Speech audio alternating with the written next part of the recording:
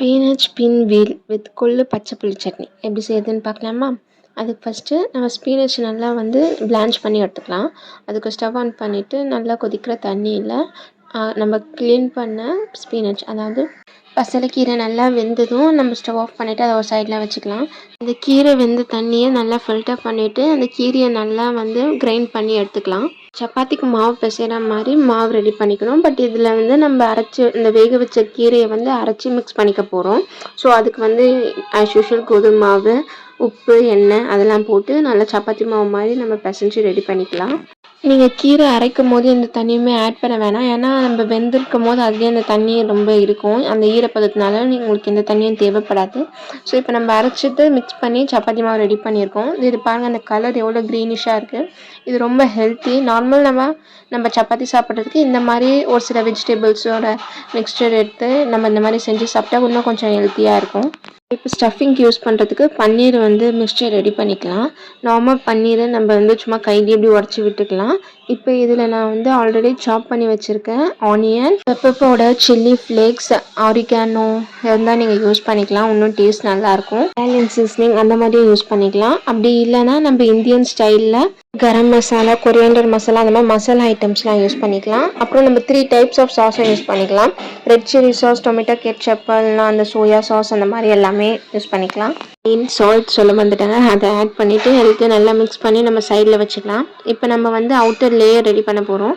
அதுக்கு நம்ம already ready பண்ணி வச்சுருந்த அந்த க்ரீன் கலர் சப்பாத்தி மாவு இருக்குல்ல, ஸோ அதை இப்போ நம்ம வந்து நல்லா வந்து ரோல் பண்ணி எடுத்துக்கலாம்.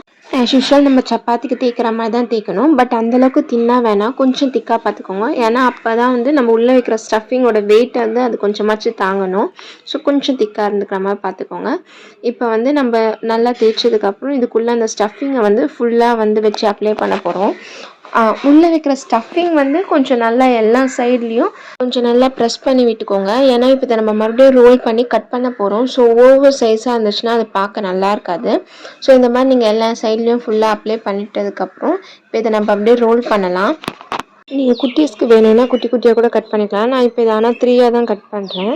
இப்போ சைடில் பார்க்கும்போது லேயர் பை லேயராக ரொம்ப அழகாக தெரியும்.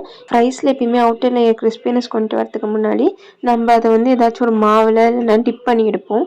நம்ம இங்கே வந்து நான் கார்ன்ஃப்ளவர் மாவு தான் எடுத்திருக்கேன். நீங்கள் இல்லைன்னா எக்கு கூட யூஸ் பண்ணிக்கலாம். இப்போ இதில் நம்ம நல்லா டிப் பண்ணி எடுத்துக்கிட்டு ரைஸோட அவுட்டர் லேயர் கிறிஸ்பினஸ்க்காக நான் இப்போ வந்து சேமியா தான் எடுத்திருக்கேன். சேமியாவுக்கு பதிலாக குனாஃபா டோ யூஸ் பண்ணால் இன்னும் நல்லா பெட்டராக இருக்கும். பட் நான் இப்போ இங்கே சேமியா தான் எடுத்திருக்கேன். இதே ப்ராசஸில் நம்ம ஆல்ரெடி கட் பண்ணி வச்சுருக்க 3 நம்ம ரெடி பண்ணி எடுத்து வச்சுக்கலாம். 1 hour ஃப்ரீசரில் வச்சு எடுத்தால் இது நல்லா செட் ஆகிடும். அப்புறம் நம்ம ஆயிலில் போட்டு டீப் ஃப்ரை பண்ணி எடுத்துக்கலாம். என்னென்ன ட்ரெஸ் சேஞ்ச்லலாம் இருக்கேன்னு பார்க்காதீங்க. இது நான் ஆல்ரெடி ஒரு காம்படிஷன் வீடியோ போட்டிருந்தேன்னு சொன்னேன்ல, ஸோ அப்போ பார்ட்டிசிபேட் பண்ணப்போ நான் ப்ரிப்பேர் பண்ண டிஷ்ஷில் இதுவும் ஒரு டிஷ் தான். ஸோ டைம் மேனேஜ் பண்ணுறதுக்காக நான் நைட்டே எல்லாம் ரெடி பண்ணி வச்சுட்டு இது மார்னிங்கில் மட்டும் நான் ஃப்ரை பண்ணி எடுத்துக்கிட்டேன். குக்கன் வச்சுட்டு ஏர்லி மார்னிங் எழுந்து என்னால் எல்லாமே பண்ண முடியல. அதனால தான் நான் நைட்டு கொஞ்சம் ரெடி பண்ணுறதுலாம் ரெடி பண்ணி வச்சுட்டேன். அவன் நைட்டும் பகலுமே என்னை ரொம்ப டிஸ்டர்ப் பண்ணாமல் எங்கள் ஃபேமிலியை நான் பார்த்துக்கிட்டாங்க. ஸோ அம்மா அப்பாவுக்கு ரொம்ப தேங்க்யூ. இந்த ஃப்ரைக்கு ஒரு டிப் மாதிரி இருக்கலாம்னு சொல்லிட்டு கொள்ளு பச்சை புளி சட்னி தான் ட்ரை பண்ணியிருந்தேன். அதுக்கு நான் ஃபஸ்ட்டு நான் தேங்காயோட ஓடெலாம் எடுத்துகிட்டு இருக்கேன். எங்கள் அம்மா இப்படி எடுத்துகிட்டு தான் பண்ணுவாங்க. ஸோ அவங்கள பார்த்து எனக்கும் இப்போ இதே மாதிரி ஹேபிட் ஆகிடுச்சு.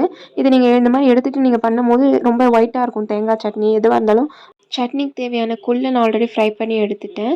நெக்ஸ்ட்டு தேங்காய், சின்ன வெங்காயம், காஞ்ச மிளகா, வேர்க்கடலை, உடச்ச கடலை, இந்த பூண்டு. இப்போ ஒரு கடாயில் ஆயில் ஊற்றி இது எல்லாத்தையும் ஒன்றா போட்டு நம்ம ஃப்ரை பண்ணி எடுத்துக்க போகிறோம். இப்போ இதை மிக்சியில் போட்டு அரைக்கும் போது கொஞ்சோண்டு புளியும் உப்பும் சேர்த்து அரைச்சிக்கிட்டா நம்மளோட கொள்ளு பச்சை புளி சட்னி ரெடி. ஃபைனலி நம்ம டிஷ்ஷோட ப்ரெசன்டேஷன் இப்படி தான் இருந்துச்சு. ட்ரை பண்ணிங்கன்னா கமெண்ட்டில் எப்படி இருந்துச்சுன்னு சொல்லுங்கள். பாய், நெக்ஸ்ட் வீடியோவில் பார்க்கலாம்.